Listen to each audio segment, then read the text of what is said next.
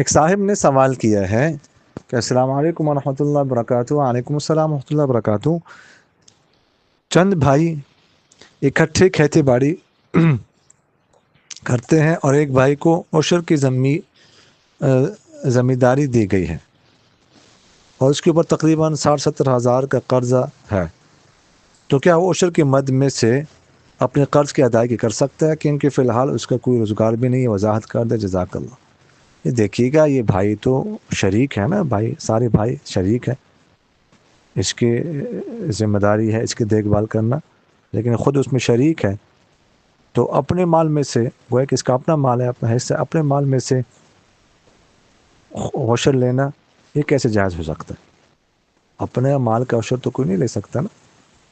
تو لہٰذا یہ قرض ادا کرے گا تو اپنے مال میں سے خود رکھ کے پھر قرض ادا کرے گا نا. تو اس لیے ایسا نہیں کر سکتا، وہ اس عشر کے پیسوں سے وہ اپنا قرض ادا نہیں کر سکتا. یہ تو کسی اور مستحق کو مالک بنا کر دینا ضروری ہے.